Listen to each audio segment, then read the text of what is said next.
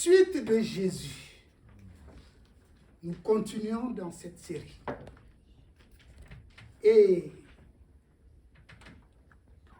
comme je vous l'ai dit, ouvrez vos Bibles à Marc 5.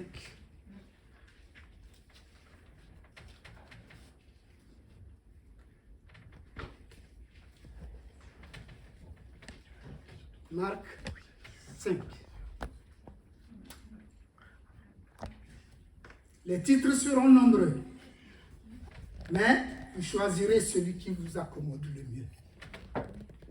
Et nous, on a mis sur le prospectus « Va-t'en chez toi, auprès des tiens, et raconte-leur tout ce que le Seigneur a fait pour toi. Et va-t'en chez toi. » Jésus qui te dit, va-t'en chez toi. Et va raconter tout ce que le Seigneur a fait pour toi. Cherchez un stylo, une feuille, prenez des notes. S'il y a des choses que vous ne comprenez pas, ne vous inquiétez pas, prenez note et suivez attentivement les explications. Donc, autre titre que nous utilisons ce soir, c'est le fou de Gadara. Le fou de Gadara. Et on terminera à la fin, va-t'en chez toi. Vous allez voir entre le fou de Gadara et va-t'en chez toi, la transformation que Jésus opère.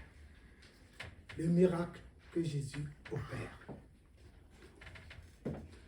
Le récit de notre étude aujourd'hui se trouve donc dans 3 évangiles différents. Matthieu 8, 28 à 34, Luc 8, 26 à 31 et Marc 5, verset 1 à 20. Cette étude peut prendre plusieurs titres, comme je vous le disais. De comment vous percevez le problème. D'un côté, vous pouvez dire expulsion des démons. Et un autre va dire le possédé de Gadara. Et un autre va dire le démoniaque de Gadara. Et un autre va dire la délivrance du possédé. Tous ces titres, c'est pas faux, mais vous voyez le titre comme vous le sentez. Pour nous situer, la scène se déroule à Gadara. Aujourd'hui, en Kis, c'est-à-dire en Jordanie, non loin du lac de Tibériade, ou Cérésa. Quand vous lirez vos Bibles, vous verrez souvent Cérésa, ou Gérésa. C'est le même endroit géographique. Et vous entendrez, vous croiserez la décapole. Ce n'est pas un gros mot, ça veut dire tout simplement l'union de 10 villes, Déca et Paul. Et on le verra au cours du texte. Donc c'est la région du sud, à l'est du lac, de Générazette. C'est une ancienne ville grecque et on l'appelle Gadara, et cette ville est sur la montagne. Et la scène évangélique est plutôt du côté de la région de Kersa, parce que la Bible, ta Bible, ma Bible, va nous dire que la scène se trouve du côté du lac, c'est-à-dire du côté de la mer, et qu'il y a des pentes escarpées. Or, il n'y a pas de pentes escarpées à Gadara. Il y a des pentes escarpées, surtout du côté de Gérésa. Nous voulons bien nous situer parce que C'est une scène évangélique que nous allons découvrir. Et il arrive souvent que dans notre marche avec Dieu, nous soyons confrontés à des phénomènes étranges, inexpliqués. Et nous sommes dans le désespoir. Nous nous demandons, Seigneur, Seigneur, je te suis depuis des années. Je te connais depuis, je croyais te connaître. Mais pourquoi ceci m'arrive? Pourquoi cela arrive? Pourquoi il y a ça? Pourquoi il y a ceci? Que faire quand tu as épuisé toutes les questions? Quand toutes les tempêtes sont passées par ta maison, dans ton foyer, tu te poses la question. Seigneur, que dois-je faire? C'est le cas de ce qui est arrivé dans le texte à quelqu'un, le fou de Gadara. Et nous allons voir comment le Seigneur fait pour transformer notre tempête en gloire. Lisons Marc 5.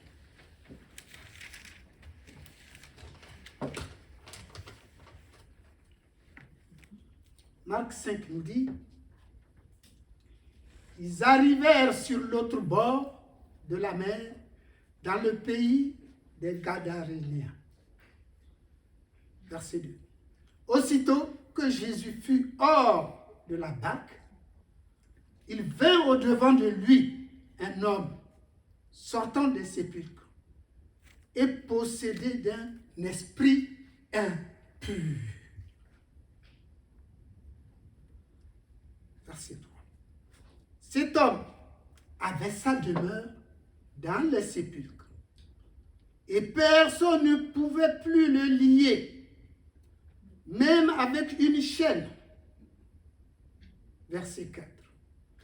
Car souvent, il avait eu des fers aux pieds et avait été lié de chaînes, mais il avait rompu les chaînes et brisé les fers, et personne n'avait la force de le dompter. La force de le dompter. Verset 5. Il était sans cesse, nuit et jour, dans les sépulcres et sur les montagnes, criant et se meurtrissant avec des pierres. Verset 6. Ayant vu Jésus de loin, il accourut, se prosterna devant lui. Et verset 7. Et s'écria d'une voix forte, qu'y a-t-il entre moi et toi, Jésus, Fils du Dieu très haut? Je t'en conjure, au nom de Dieu, ne me tourmente pas. Verset 8. Car Jésus lui disait, sors de cet homme, esprit impur. Verset 9. Et il lui demanda, c'est Jésus qui demande, quel est ton nom? Légion est mon nom, lui répondit-il, car nous sommes plusieurs. Verset 10. Et il le priait instamment de ne pas les envoyer hors du pays. Verset 11. Il y avait là, vers la montagne, un grand troupeau de pourceaux qui paissaient. Verset 12. Et les démons le prièrent, disant, envoie-nous dans ces pourceaux, afin que nous rentrions en eux. Verset 13. Il le leur permit, et les esprits impurs sortirent, entrèrent dans les pourceaux, et le troupeau se précipita dans les pentes escarpées dans la mer. Il y en avait environ 2000 et ils se noyèrent dans la mer. Verset 14. Ceux qui faisaient paître s'enfuirent et répandirent la nouvelle dans la ville et dans la campagne. Les gens allaient voir ce qui était arrivé. Verset 15. Ils vinrent auprès de Jésus et ils virent le démoniaque. Le démoniaque. Le démoniaque.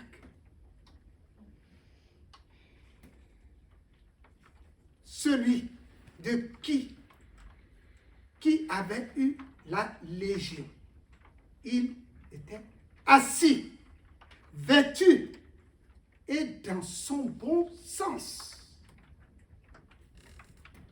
Et ils furent saisis de frayeur. Verset 16. Ceux qui avaient vu ce qui s'était passé leur racontèrent ce qui était arrivé au démoniaque et au pourceau. Verset 17. Alors, ils se mirent à supplier Jésus de quitter leur territoire. Verset 18. Comme ils montaient dans la barque, celui qui avait été démoniaque lui demanda la permission de rester avec lui. Jésus ne lui permit pas, mais il lui dit, va dans ta maison, vers les tiens, et raconte-leur tout ce que le Seigneur t'a fait et comment il a eu pitié de toi. Et verset 20, il dit, il s'en alla et se mit à publier dans la Décapole tout ce que Jésus avait fait pour lui. Et tous furent dans l'étonnement. Amen.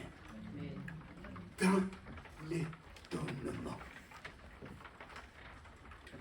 C'est pour ça que nous avons bien situé les textes et par rapport à la lecture. Comme ça, vous avez imaginé la scène, l'endroit et les choses, comment ça s'est passé. Donc, je vous ai invité à un voyage spirituel. Actuellement, nous ne sommes plus à Londres. Nous sommes à Gadara pour bien comprendre cette réalité évangélique. Que le nom du Seigneur soit loué. Alors, on voit tout au long du texte. La Bible nous parle sans arrêt d'esprit impur. La Bible nous parle de démons. On se dit, mais qu'est-ce que c'est que tout ça? C'est une réalité. La réalité, c'est que la Bible nous en parle en deux temps. Il est question d'esprit impur. Esprit impur est cité dans le Nouveau Testament au moins 12 fois. Et la plupart du temps, c'est Marc qui les cite et qui raconte les événements. Après, il y a Luc et Jean qui en parlent également. Et dans la Bible, on nous parle aussi de diable. Esprit impur et diable.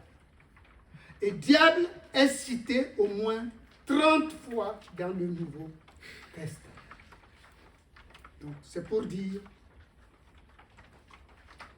le diable, l'esprit impur, c'est une réalité biblique.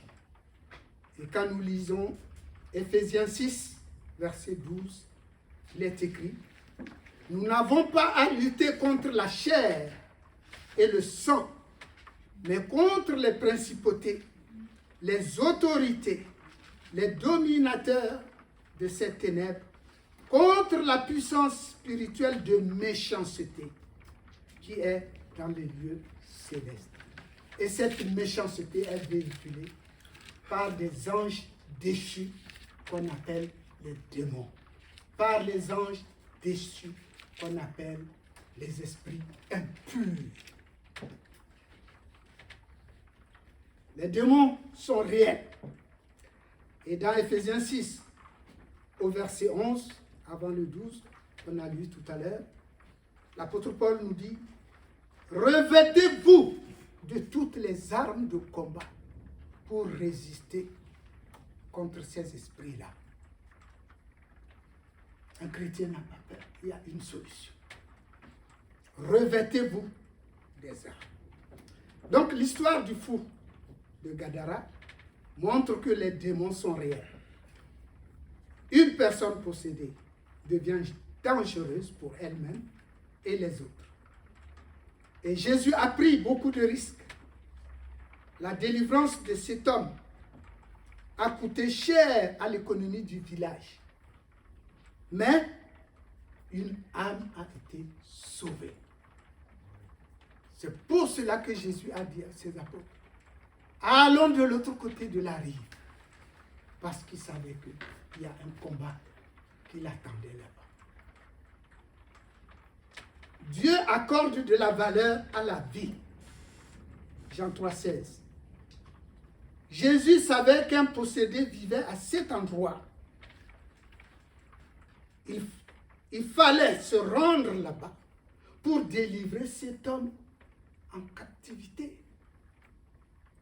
Nul ne sait combien d'années il était en souffrance. Mais son jour était écrit. Et Jésus y est allé. Jésus est le seul sauveur. Dans Luc 19,10, car le Fils de l'homme est venu sauver ce qui était perdu. Le fou de Gadara était perdu à jamais. Il n'y avait aucun espoir pour lui. Il vivait dans les tombes. Il dormait dans les sépulcres. Quand on dit tombe, on croit à un cimetière moderne. Non, ça devait être des grottes et des forêts. Mais lui vivait là-bas. C'était chez lui. Les forces du mal l'avaient poussé à savoir que son domicile était là. Le contact de Jésus avec le possédé, quand nous lisons le verset 2 à 6, il est écrit, aussitôt que Jésus fut hors de la barque, il vint au-devant de lui un homme sortant des sépulcres et possédé d'un esprit impur. Dès que Jésus met le pied dehors, cet homme court vers lui. Imaginez, cet homme sort des bois, des forêts et court vers Jésus.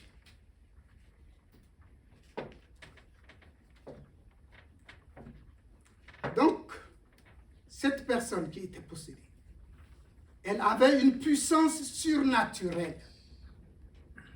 On nous dit qu'elle avait une force surhumaine. Il se meurtrissait avec les pierres et cognait sa tête contre les murs des montagnes. Si vous avez plusieurs versions en les lisant, vous allez croiser la même chose. C'était vraiment un fantôme vivant.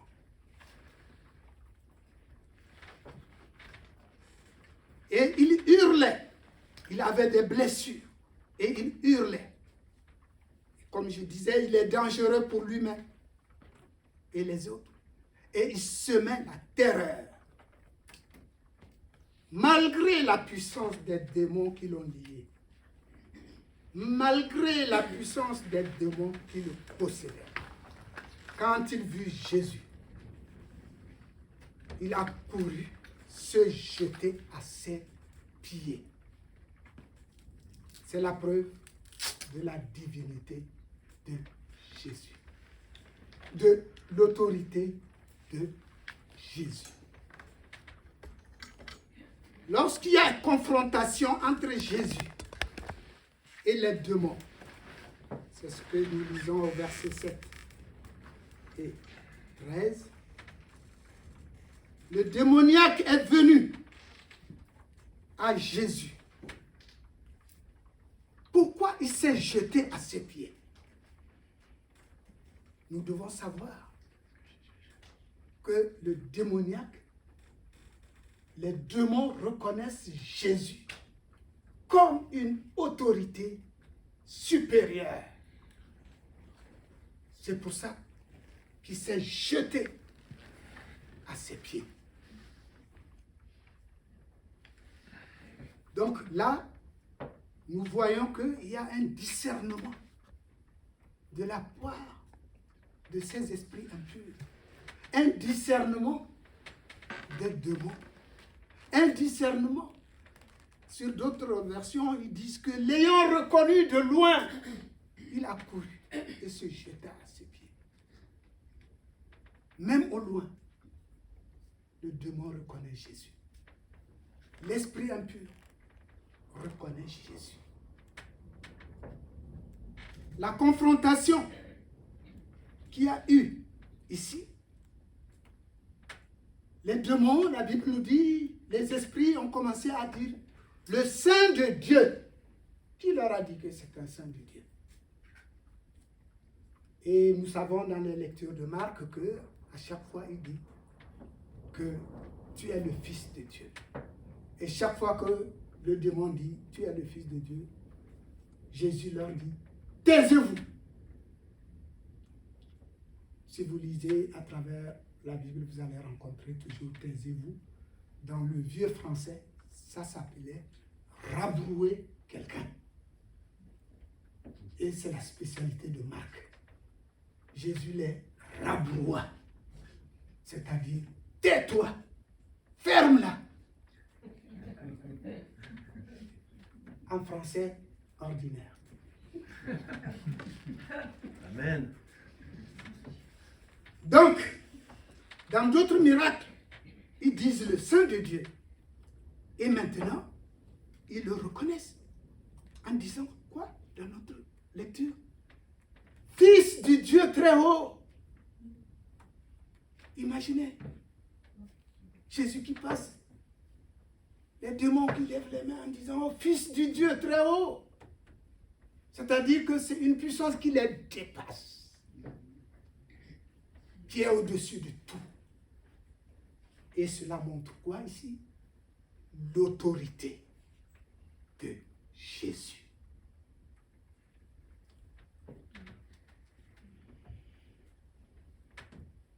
Ensuite, la Bible nous dit, les démons se sont dénoncés. Quand Jésus a demandé, quel est ton nom? Ils ont répondu, Légion. Légion veut dire, nous sommes plusieurs. Et dans l'armée romaine, quand on parle de légion, c'était 6000 hommes. C'est 6000 soldats qui forment une légion. Nous imaginons le calvaire de cet homme. Pourquoi il a élu domicile dans le cimetière? S'il est possédé de 6000 démons, il ne doit plus connaître son nom. Il ne doit plus connaître son identité. Et comme nous l'avons dit la semaine dernière, quand Jésus vient, c'est pour établir ton identité. C'est pour te remettre ton identité que l'ennemi t'a volé. Donc la légion romaine, c'était 6000 soldats. Et ces démons étant effrayés disent, ah, ne nous juge pas, envoie-nous dans les pourceaux qui paissaient à côté. Et Jésus a autorisé. On se poserait la question, pourquoi Jésus a autorisé? Parce que Jésus savait ce qui allait arriver aux cochons. Du coup, il y a 2000 bêtes qui ont été démonisées sur le champ. Et quand les 2000 bêtes ont été démonisées, ils se sont tous suicidés en tombant dans les pentes escarpées. C'est pour cela, comprenez pourquoi j'avais pris le temps pour vous expliquer la typographie de l'endroit. Donc du côté de la mer, là où il y avait les pentes escarpées, c'est là où les cochons se sont suicidés en se précipitant. Donc il y avait 2000. Et comme je vous ai dit, si il a dit légion, c'est qu'ils étaient plus que 2000. Et comme il n'y avait que 2000 bêtes, les 2000 bêtes se sont noyées. S'il y en avait 6000, ça aurait pu être 6000. Ces démons ont été effrayés du jugement que Jésus envers eux. Pourquoi? C'est encore une autre notion. Les démons savent qui est capable de les juger. Les démons savent quelle puissance peut les juger. Et c'est la puissance de Jésus. C'est la suprématie et la divinité de Jésus. C'est la raison pour laquelle ils ont demandé à rentrer dans les ports qui se suicidèrent, comme on vient de le voir. Ce qui a provoqué un malentendu. Ce qui a provoqué un conflit. La Bible nous dit, du verset 14 à 17, les gens sont venus. D'abord, les bergers étaient plus près et ils ont vu la scène. Et quand les autres sont venus, ils leur ont dit, vous savez ce qui est arrivé? Il a tué tous les cochons. Donc, au lieu d'acclamer parce que c'est une bonne nouvelle qu'on annonce, parce que le fou est guéri, ils se sont mis en colère. Et la Bible dit, lorsqu'ils sont arrivés, qu'est-ce qu'ils ont vu? Les cochons ont disparu, mais le fou, assis au pied de Jésus. Ça, c'est cette scène-là qu'on doit retenir. En tant que chrétien, lorsqu'on est dans un problème, lorsqu'on sort d'un problème, on doit s'asseoir à un seul endroit. Et cet endroit-là, c'est le pied de Jésus. Assis dans son bon sens, vêtu. Si tu veux une cravate, tu la mettras. Tu t'assois dans ton bon sens. Au contraire, ça fait peur aux démons. Il est dans son bon sens. Ça veut dire qu'il n'est plus le fou de Gadara. Il est en train d'être transformé. Et la Bible nous dit, cet homme était assis, vêtu dans son bon sens. Et ensuite, il voulut suivre Jésus. Parce que quand on est assis dans son bon sens, quelque part, confortablement, on sait que rien ne m'arrivera parce que j'ai le Seigneur des Seigneurs au-dessus de moi. Moi, je vais dormir tranquille.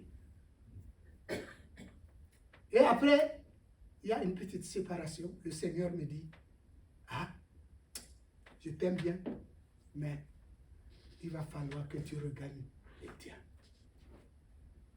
J'imagine la déchirure du fou. Mais c'est un fou obéissant. Très, très obéissant. Comme il est obéissant, il n'a pas polémiqué avec Jésus. Il a accepté. Et Jésus leur dit, rentre chez toi pour témoigner de ce que Dieu a fait pour toi. Sa miséricorde. Donc Jésus a demandé à l'homme délivré de dire à son entourage, suivez-moi bien là, de dire à son entourage ce que Dieu a fait et comment il a eu pitié de lui. C'est ce que Jésus a recommandé. C'est la seule chose que Jésus lui a demandé.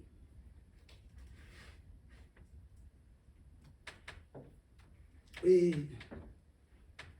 dans cette note de celui qui a écrit le texte, Marc, il est en train de nous amener à une chose. Il est en train de nous connecter à une relation très profonde. C'est-à-dire, il établit une relation entre Jésus et Dieu. Puisqu'il nous dit, quand cet homme s'en alla dans la Décapole, il a raconté non seulement ce que Dieu a fait pour lui, mais il a raconté ce que Jésus a fait pour lui. Qui dit Jésus? Dit Dieu. Jésus est Dieu. C'est Jésus qui a fait le miracle. Mais il lui dit d'aller dire le Seigneur. Et quand lui, il est arrivé, il dit Jésus. Vous voyez, il y a une nuance. C'est pour nous dire. Ça, c'est la note subtile de Marc. Pour nous faire comprendre que Jésus-Christ est Seigneur. Qui dit Jésus? Dit Dieu. Ils sont en accord. Qui a vu Jésus? A vu le Père. Et inversement. Donc l'interprétation qu'on donne là-dessus, c'est que Jésus est le plus fort. Il est plus fort que les démons. Il est plus fort que la tempête. Il est plus fort que la maladie. Il est plus fort que la mort. Les forces démoniaques le reconnaissent comme l'autorité et la divinité suprême.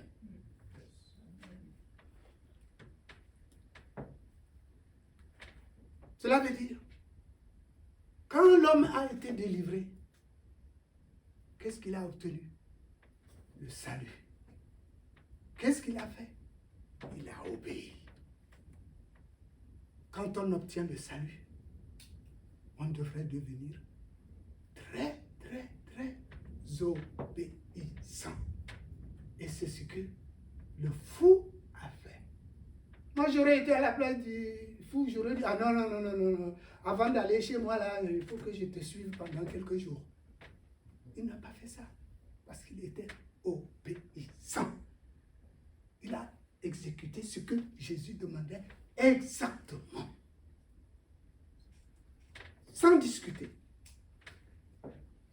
L'homme a témoigné de la part de Christ.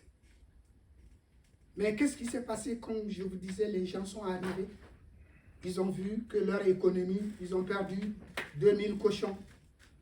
Et ils se sont levés contre Jésus. Et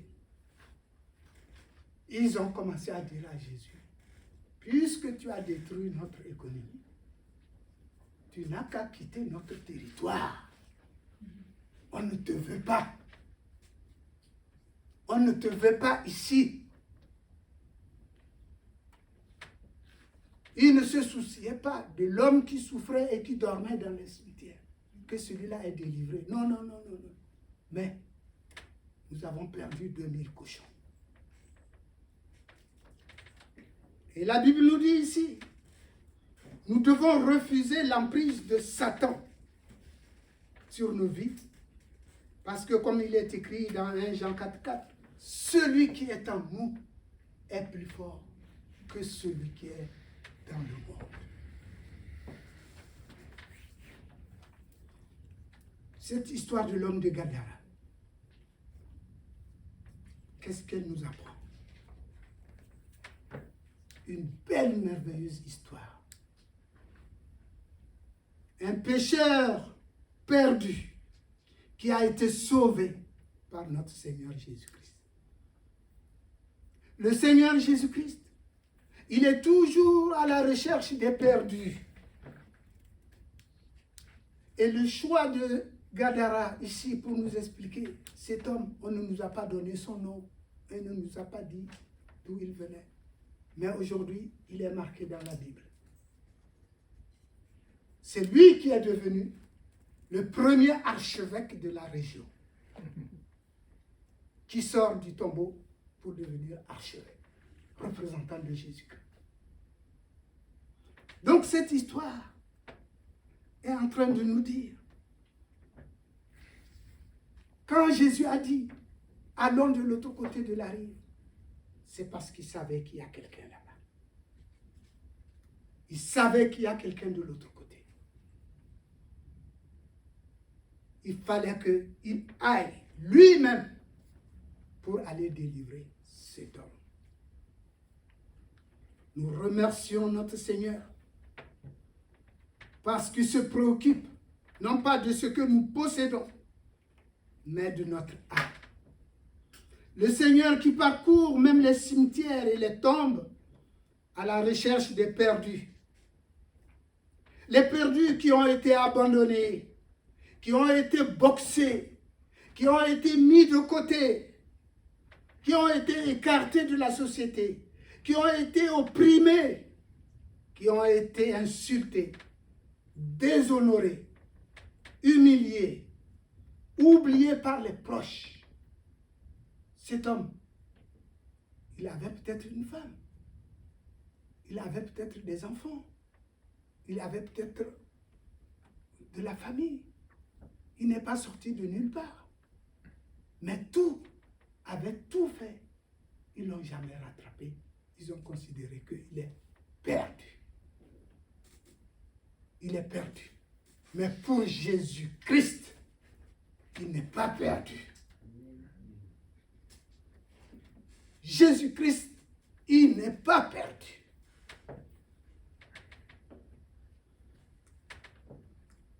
Donc ceux qui ont été oubliés, et même des gens qui ont élu domicile dans un lieu effroyable qu'on peut dire cimetière et tombe, Jésus va jusque-là pour chercher les brebis, pour chercher ses enfants. Bien-aimés, cet homme ne savait pas qui il était. La vérité est qu'il ne savait pas. Mais Jésus savait. Je donne un petit exemple courant que peut-être vous connaissez. Un Espagnol qui cherchait son fils prodigue qui est parti. Il a eu compassion, il a eu mal. Un jour, il s'est levé. Il a écrit dans le journal local. Paco, c'est le nom générique qu'on donne aux garçons. Paco, retrouve-moi à l'hôtel demain à 12h. Le lendemain, il est allé. Et quand il est arrivé à l'hôtel, il y avait 800 enfants qui attendaient leur père. 800. Lui cherche un. Et il ramène 800. C'est ce qui se passe avec Jésus. Il nous aime tellement. Qu'est-ce qu'on a fait? Qu'est-ce qu'on est devenu? On l'a renié. On a fait quoi? Mais lui dit, mon fils, ma fille, je vais te retrouver. Viens me retrouver. Si tu n'y vas pas, c'est lui qui vient à toi.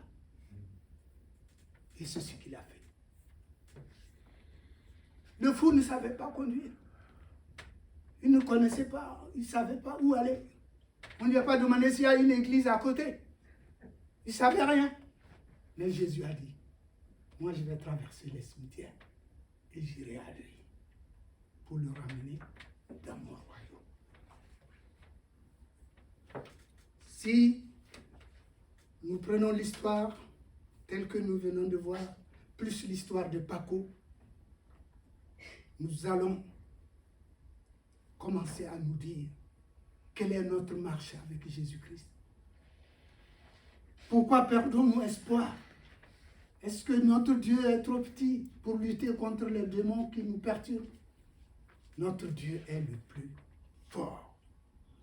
Notre Dieu dépasse tout. Dans nos heures sombres,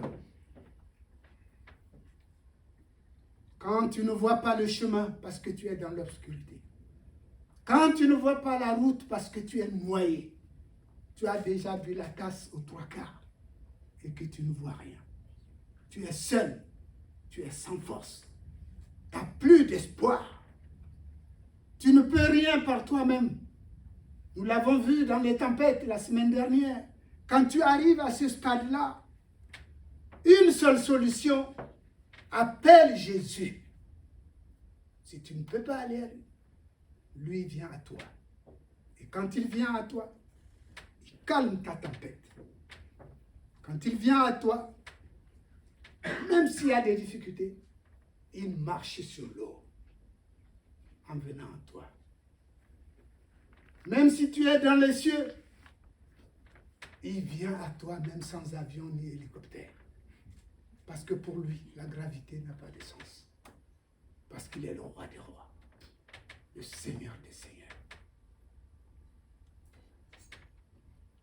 En affrontant tes démons, Jésus te libère et te rend libre.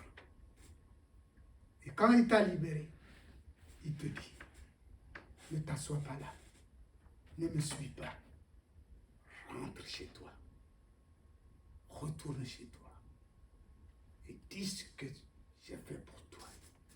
Et quand tu auras fait ça, c'est pour cela, suivre Jésus, c'est aussi retourner dans sa maison.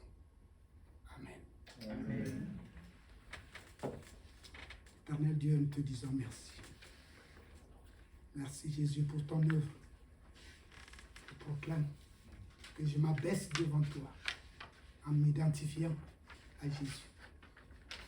Seigneur le ressuscité. Père éternel, donne-nous la force à ceux qui n'en ont pas. Donne l'espoir à ceux qui ont perdu l'espoir. Parce qu'avec toi, une seconde vie reprend. Avec toi, une nouvelle gloire commence. Car tu es Dieu, d'éternité en éternité. J'ai prié au nom de Jésus. Amen. Amen.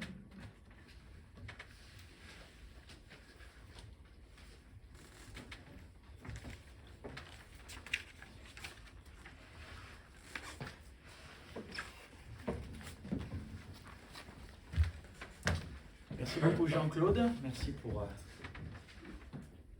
Seigneur pour ce merveilleux texte qui nous rappelle combien notre Seigneur est fort, n'est-ce pas?